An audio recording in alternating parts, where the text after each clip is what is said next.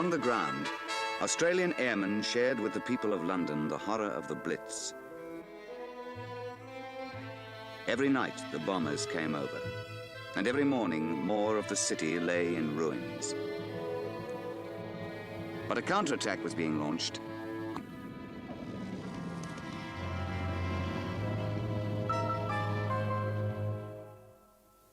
Before each raid, in briefing sessions all over England, the navigators were told the way to approach their target.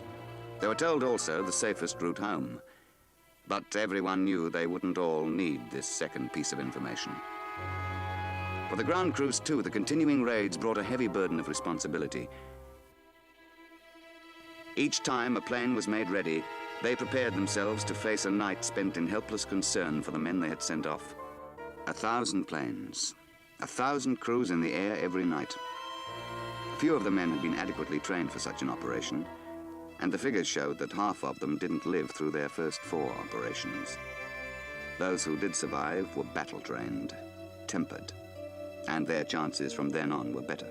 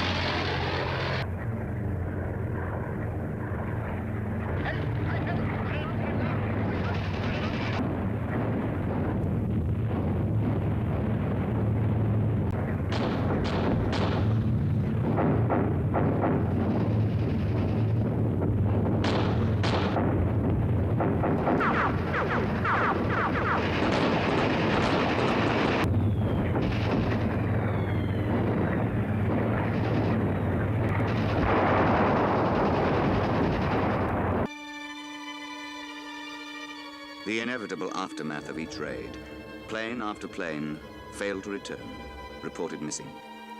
And men who a few hours before were positive and forceful and vital now no longer existed.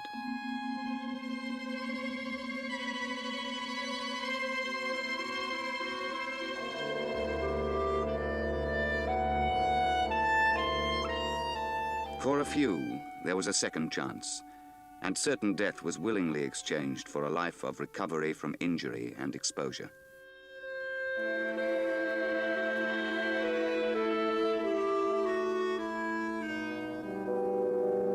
Continued, and it became obvious to everyone involved that the chances of survival were slight. The only way to carry on was by disregarding the risk, stifling the instinct for self-preservation. New armaments increased the power to attack, and with the landing of Allied forces in Europe, came a change in the type of operation, from defensive bombing to direct intervention.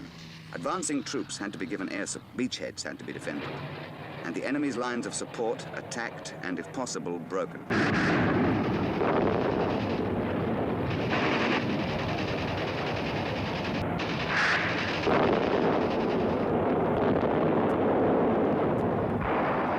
RAF squadrons had moved to bases outside England. Some went to Iceland to provide air cover for convoys to Russia. The primitive living conditions were inadequate protection from the cold, and outside the weather made the jobs of both air and ground crews a nightmare.